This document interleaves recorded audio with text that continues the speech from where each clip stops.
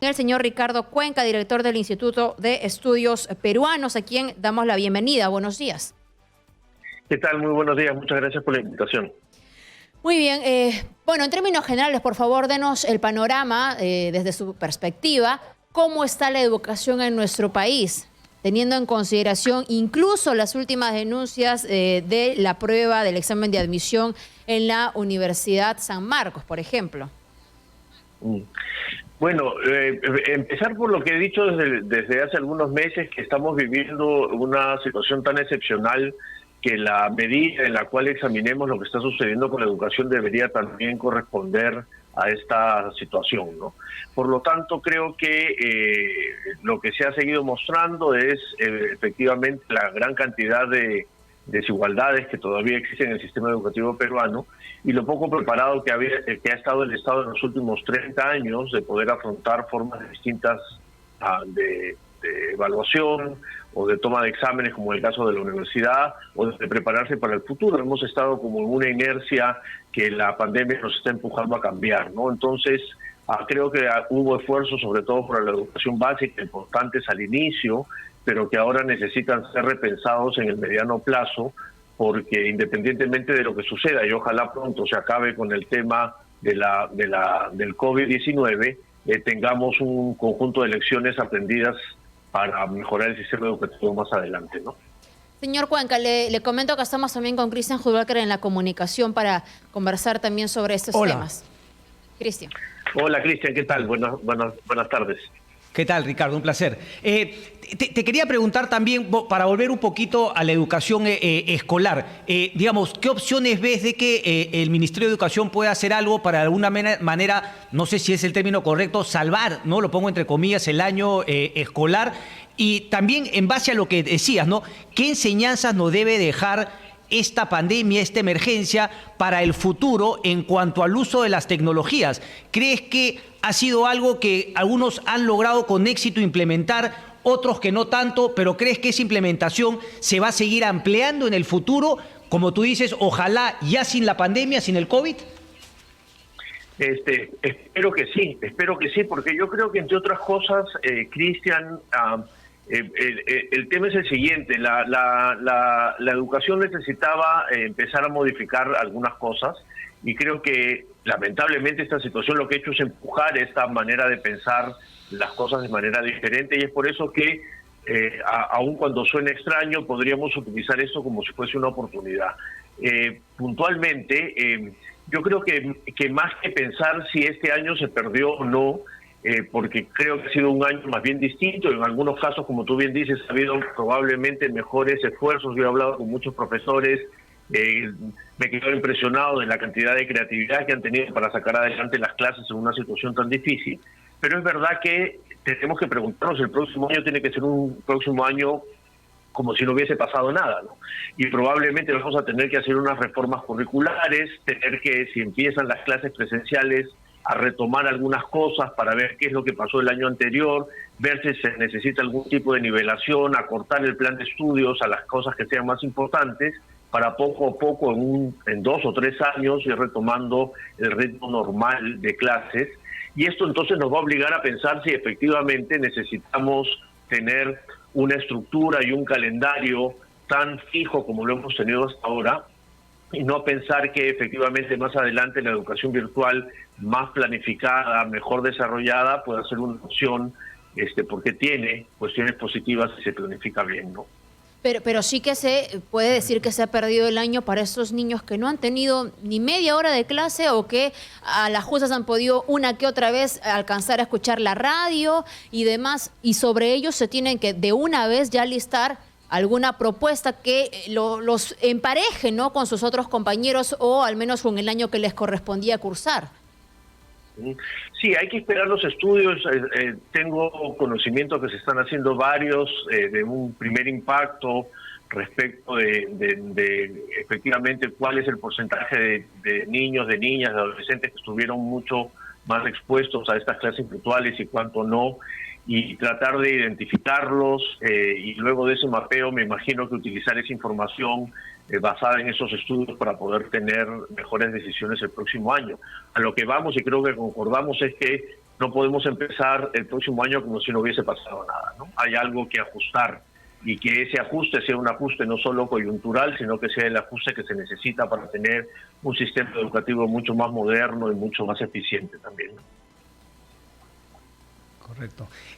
Demoró mucho lo de las tablets, Ricardo, no hubo críticas también, digamos, a la poca gestión para lograr. El tema de las tablets, nuevamente, no ha llegado tarde, pero ha llegado. Está para quedarse, y crees que también es una buena forma que pueda ayudar, sobre todo en las zonas más pobres, donde a veces las caminatas a la escuela son muy largas. Es decir, porque claro, en un momento se planea salvar el año escolar es con esta tecnología, con las tablets para los niños, pero obviamente las tablets han llegado tarde, algunas todavía no se han repartido. Entonces, la pregunta es si es que estas tablets van a servir para los años futuros y cómo se puede potenciar al máximo el uso de estas tecnologías, el tema del Internet y el tema de las tablets.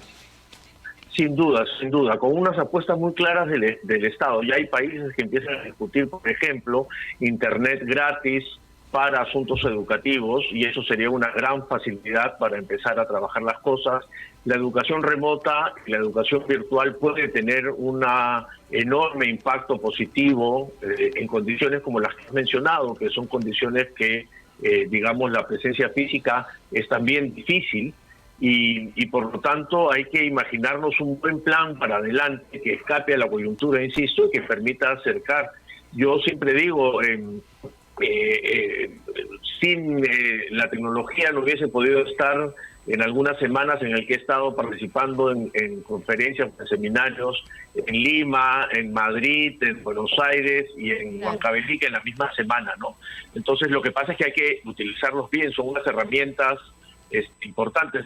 Solo me hace recordar mucho los trabajos de algunos autores, no quiero entrar en cuestiones académicas, que han estudiado cuando el libro entró a las aulas, a los sistemas educativos, y todo el pánico que causó el ingreso de esta nueva tecnología a las aulas, ¿no? Y entonces yo creo que cualquier irrupción a lo que se hace tradicionalmente genera algún tipo de resistencia y de temor, pero que bien planificado y bien liderado se puede superar y tener muchas mejores resultados finales, ¿no? No, definitivamente lo positivo que se pueda rescatar en esta pandemia tiene que quedarse, porque evidentemente nos ayuda a avanzar más como sociedad, ¿no? La teleeducación, que incluso en otras circunstancias permitirá que menos niños falten al colegio, quizás menos niños dejen también las escuelas, pero tiene que afinarse en otros espacios, ¿no? Donde hayan garantías de que finalmente es adecuada esta educación, o que los exámenes de admisión, vuelvo a repetir, también sean pertinentes y tengan todos los filtros que no excluyan ni tampoco que permitan plagios. Ahora, quizá lo siguiente va muy de la mano también con la ciencia, pero ya en otro campo, ¿no?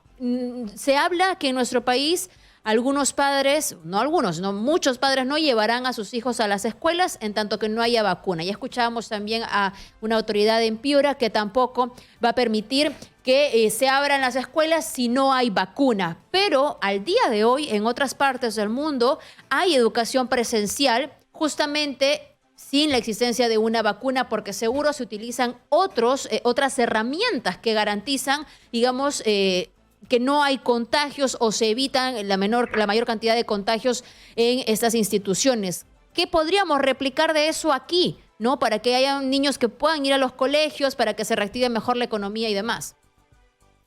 Sí, eso es un tema bien interesante, porque yo creo que las decisiones pasan no solamente por, digamos, ver si tenemos la vacuna o no, claro, sino también tiene que ver con cómo nos hemos comportado socialmente frente a la pandemia, cómo un conjunto de costumbres y de patrones de comportamiento han hecho que hagamos más o menos caso a las normas. Y entonces creo que es un tema fundamentalmente cultural, a eso es lo que quiero decir. Es decir, no solo se trata de una réplica, digamos, exacta, sino evaluar en un contexto cultural tan particular como el peruano. Es decir, hemos tenido un golpe muy duro con la pandemia, no solo con contagios y con fallecimientos, sino con que estamos expuestos permanentemente a tener algunas posibilidades de rebrote por el comportamiento social y por el comportamiento del Estado. Entonces yo creo que si analizamos desde esta perspectiva política y cultural, deberíamos tener los elementos para ver si pues se pueden abrir las escuelas, porque si no pasa lo que pasó con la escuela en Iquitos, digamos, con una muy buena intención, lo que se hace es quebrantar el principio de autoridad, sentar un precedente para que al día siguiente otra escuela pueda salir, y además suponer que en 2 meses y medio van a poder solucionar lo que los profesores querían solucionar para el ingreso de los estudiantes al quinto de secundaria. Nada hace suponer que porque vayan ahora en condiciones particulares puedan hacerlo, ¿no? Entonces, creo que estamos ante una situación de cambio muy fuerte que hay que empezar a procesar, y para eso se necesita mucho liderazgo del Estado para que nos diga qué es lo que tenemos que, en qué marco debemos actuar, pero sobre todo de la sociedad para saber cómo nos apropiamos de estos cambios, ¿no? Claro, pero no es solo cómo nos comportamos, ¿no? Me parece que también podríamos agregar el que hayan las condiciones, agua, ¿no? Agua, desagüe y demás, en un colegio, por ejemplo, ¿no? De repente los niños aprenden a cuidarse muy bien, pero ¿qué pasa si no se pueden lavar las manos al momento del refrigerio? O llegan a casa y no se pueden bañar porque no hay agua y toda su ropa contaminada tampoco la pueden aislar entonces. Totalmente de acuerdo. Hay un paquete de condiciones materiales que son las condiciones básicas para poder emprender cualquier cambio, digamos, ¿no es cierto? Y efectivamente, si uno mira las estadísticas, 6 de cada 10 colegios públicos, sobre todo en las regiones del país, tienen problemas de condiciones básicas, de las 3 condiciones básicas a la vez, es decir, agua, desagüe y luz. Entonces, efectivamente, estamos ante una situación problemática, ¿no? Porque en el fondo creo que, a ver, dar condiciones materiales, tratar de darle conectividad, incluir las tablets o cualquier otra herramienta tecnológica, en el fondo lo que tiene que hacer es pelear contra las enormes desigualdades que hay en el sistema educativo, ¿no? El sistema educativo peruano es un sistema educativo injusto y lo que hay que solucionar es ese problema, ¿no? Se hablaba mucho de que 300.000 estudiantes habían abandonado la escuela durante la situación de epidemia, sí, pero estos datos son datos viejos. Desde en el año 2019, 6 de cada 10 jóvenes de la secundaria rural abandonaban el sistema educativo, ¿no? Y son cifras mayores que esos 300.000. Entonces, creo que hay cosas muy de largo aliento que hay que empezar a atender, porque cualquier situación va a fracasar si es que no solucionamos los problemas de base, por ejemplo, esos problemas de condiciones materiales del que hablan. Sí, Ricardo, quería si podías profundizar para nuestros oyentes, por favor, en qué radica exactamente esa injusticia en el sistema educativo y finalmente por dónde ve el camino para eliminarla. Que hay un conjunto de condiciones que hacen que ciertos grupos de niños, de niñas, de jóvenes vayan a tener, solamente por haber nacido en un lugar, teniendo una familia como la que han tenido, condiciones distintas de acceder a la educación.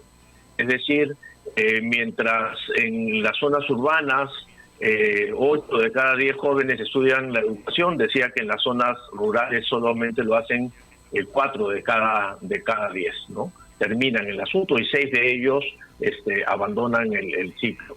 Los colegios, cuando uno mira entre los urbanos y rurales, hay desigualdades. Es injusto porque no siempre tienen los mejores profesores aquellos que viven en condiciones más complejas, ni tampoco tienen los materiales, ¿no? Entonces, es injusto porque no reciben todos la misma educación y por lo tanto no van a tener las mismas oportunidades en el futuro. Y la pista, como ya se sabe en general, es que las desigualdades no son una consecuencia natural de las cosas, ¿no? Sino son el efecto de las decisiones que se toman para establecer y desarrollar políticas educativas. Es decir, si yo sigo pensando que lo que tengo que construir son colegios emblemáticos y me pongo a pensar que por cada colegio emblemático aproximadamente puedo construir 25 escuelas pequeñas en zonas rurales, hay una decisión de ver dónde pongo el dinero y trato de acortar esta brecha. Entonces, el tema tiene que ver porque no hay oportunidades para todos, es injusto porque por más que hagas el esfuerzo de estudiar, no vas a tener las mismas oportunidades futuras, y la salida está en decisiones que tengan que ver efectivamente con redistribución y con reconocimiento de diferencias para poder atender eso con políticas educativas directamente dirigidas a poder solucionar estos problemas injustos y desiguales. Y una última, Ricardo, para terminar de entender el problema. Digamos, ¿cómo hacemos con el mundo rural en el cual, claro, mucha gente antepone, por ejemplo, la parcela en la cual nació el poblado? Por ejemplo, ¿cuál es el número mínimo de una escuela pública de alumnos para que efectivamente pueda darse una educación, la distancia que debe recorrer un niño y luego finalmente pasar a una enseñanza técnica o a una universitaria cuando se acabe el colegio? ¿Cómo lidiar también con esos problemas? Porque claro, es cierto, o sea, no es un tema de la realidad el que genere esta injusticia, sino son malas decisiones. Pero ¿cómo se deben tomar buenas decisiones con esa situación, vamos a decir, geográfica y poblacional en nuestro país? Empezar tomando en cuenta que no tenemos esa información que mencionas, Cristian. Es decir, todavía no hay una perfecta racionalización y planificación del servicio educativo en el país, ¿no? Si preguntases a ciencia cierta el número mínimo que se necesitaría para montar una escuela en una zona rural, para empezar tendríamos que tener claro un mapeo de lo que tenemos en el país, y eso exactamente no se tiene, ¿no es cierto?, para poder planificar sobre ello. Lo segundo es que, por supuesto, hay muy buenas iniciativas que tratan de ayudar este asunto, ¿no es cierto? Hubo un programa de bicicletas para que los niños no tengan que caminar tanto en las zonas rurales. Hubo un programa de movilidades y de colectivos que iban recogiendo a los niños para llevarlos a las escuelas, y todas son muy buenas ideas, pero sí, son ideas que no cambian las cosas, ¿no es cierto?, sino que ayudan a que sean menos malas, y el asunto es que debemos que enfrentar a eso. Diría yo con dos cosas puntuales. Una primera, tratar de tener claro qué significan las zonas rurales en el país ahora, ¿no es cierto?, que son muchas, que son muy distintas. Hay muchos estudios que dicen que hay estas nuevas ruralidades, por llamarlo de alguna manera, tienen un vínculo totalmente distinto con las zonas urbanas como los que tenían antes, y entonces hay que tratar de ofrecerles un servicio educativo mucho más flexible y mucho más adaptado a esas realidades, en calendarios, en planes de estudios, en contenidos, en profesores, pero también en una ruta, como bien dices, que les pueda permitir un progreso más adelante. Y entonces, inversión en educación técnica de calidad es una urgencia. Tratar de buscar alternativas para que en lugar de tener filiales de universidades de mala calidad, podamos tener, por ejemplo, educación a distancia de buena calidad universitaria, y tratar de ofrecerles una ruta completa, ¿no es cierto? La educación no se acaba cuando acabo primaria, como se pensaba antes, ¿no es cierto? Hay una idea de ofrecerles un proyecto educativo que empiece en inicial y que acabe en los estudios superiores, y por lo menos darte alternativas de esas rutas que puedas seguir. Pero es entender el sistema de esa manera mucho más compleja y amplia, ¿no?